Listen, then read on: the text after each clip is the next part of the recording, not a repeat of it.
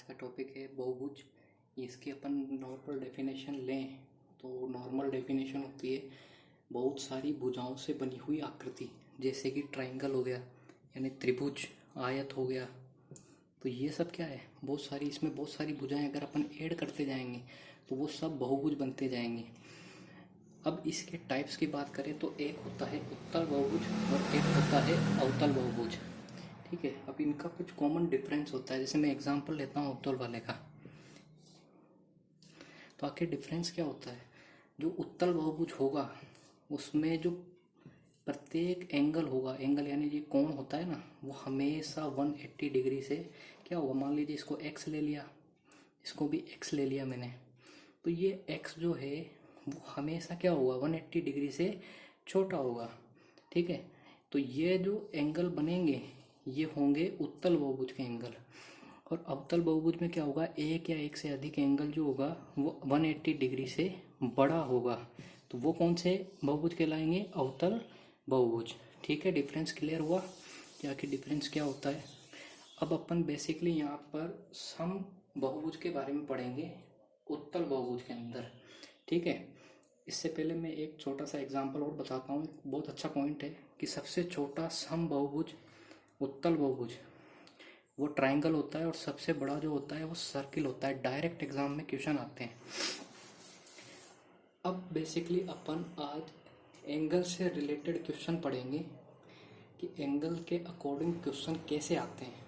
ठीक है, तो कुछ यहाँ पर मैंने आकृतियाँ दी हुई है, त्रिभुज, चतुर्भुज, पंचभुज, षटभुज, सप्तभुज और अष्टभुज।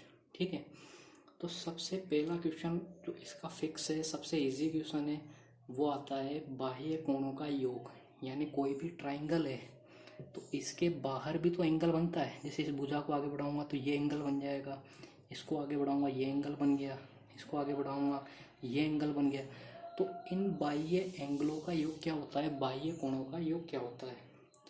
तो यहाँ पर ये चीज़ फिक्स रहती है, कोई सी भी आकृति रहे उसके बाह्य कोणों का योग हमेशा 360 डिग्री ही होगा। ये फिक्स है, कोई सा भी आकृति हो उसके बाह्य कोण का योग कितना होता है 360 डिग्री। तो इसमें कोई चेंज नहीं आएगा।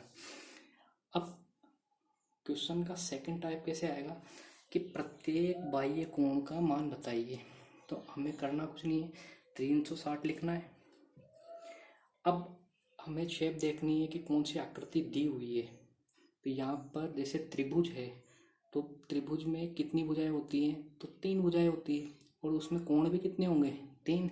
तो हमें इसमें 3 से क्या करना है, डिवाइड करना है। तो हमारा प्रत्येक बाह्य कोण निकल के आ जाएगा। तो 360 में मैं 3 का भाग दूंगा तो प्रत्येक कोण कितने डिग्री का आएगा, 120 डिग्री का। ठीक है, ये वही बात हो गई, जैसे मान लीजिए मैं कहीं मार्केट गया, वहाँ से मैंने 3 चॉकलेट खरीदी 300 रुपीज़ की, तो पर चॉकलेट कितनी पड़ी। तो आप कहोगे भाई पर चॉकलेट जो है हमें 100 रुपीज़ की पड़ी। सेम उसी प्रकार से 3 एंगल जो है, बाई एंगल, एक्सटर्नल एंगल, उनका जो सम है वो 360 डिग्री है। तो पर एक्सटर्नल एंगल की वैल्यू कितनी आ जाएगी 120 डिग्री। इसी प्रकार से चतुर्भुज में 4 भुजाएं हैं, 4 एंगल हैं, तो 360 में हम किसका भाग दे देंगे 4 का, तो कितना आ जाएगा 90 डिग्री।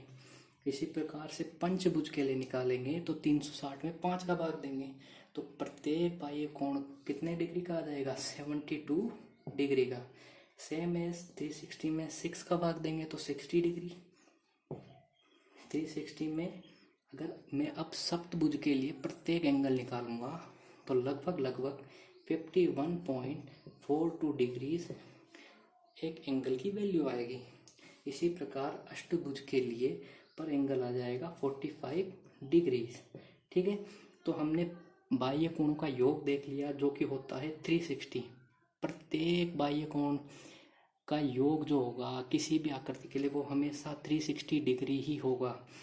उसके अलावा प्रत्येक बाह्य कोण निकालूंगा तो मैं जो आकृति दी हुई है उसके हिसाब से 360 में डिवाइड करूंगा तो प्रत्येक बाह्य कोण निकल के आ जाएगा।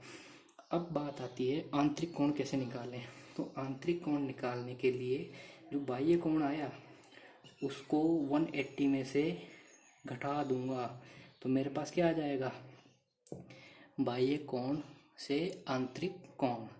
तो आपका क्वेश्चन कैसे बनेगा भाई, एक आकृति है उसका बाह्य कोण 72 डिग्री है तो उसका आंतरिक कोण कितना होगा, तो आप क्या निकालोगे 180 माइनस 72 यानी कि 108 डिग्री।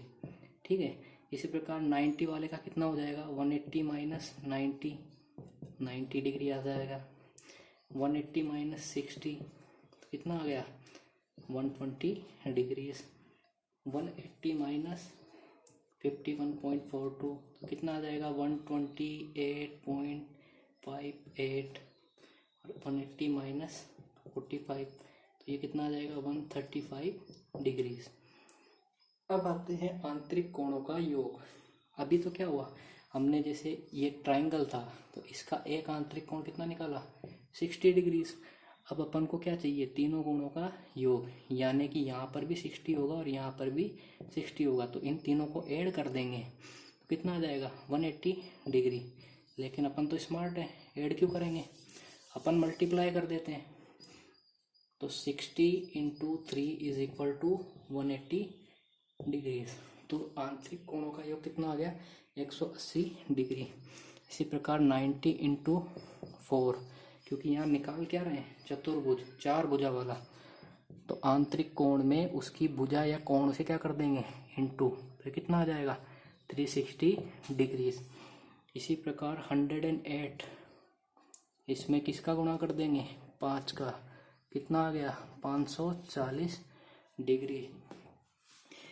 120 में किसका गुणा कर देंगे 6 का, कितना आ गया 720 डिग्रीज। 128.58 इसमें गुणा कर देंगे 7 का तो कितना आ जाएगा 900 डिग्रीज। और 135 इंटू 8 इसमें गुणा कर देंगे तो कितना आ जाएगा 1080 डिग्रीज। यानी कि बाह्य कोणों का योग ऑलवेज 360। प्रत्येक बाह्य कोण निकालना है 360 में जो आकृति दी हुई है उसके अकॉर्डिंग डिवाइड करेंगे। 3 भुजा थी 3 से डिवाइड किया, 4 भुजा थी 4 से डिवाइड किया, 5 भुजा थी 5 से डिवाइड किया, तो प्रत्येक बाह्य कोण निकल गए। आंतरिक कोण निकालने हैं तो जो प्रत्येक बाह्य कोण था उसको 180 में से घटा दिया तो प्रत्येक आंतरिक कोण निकल जाएंगे। और आंतरिक कोणों का योग निकालना है तो जो आंतरिक कोणों की वैल्यू आई उसमें आकृति के अकॉर्डिंग क्या कर देंगे गुणा कर देंगे तो प्रत्येक आंतरिक कोणों का योग आ जाएगा। ठीक है, अब इसके लिए एक शॉर्ट ट्रिक भी है आंतरिक कोणों के योग के लिए। 18 एकम 18, 18 दूनी 36, 18 तिया 54, 18 चौक 72, 18 पंजे 90, 18 छिके 108।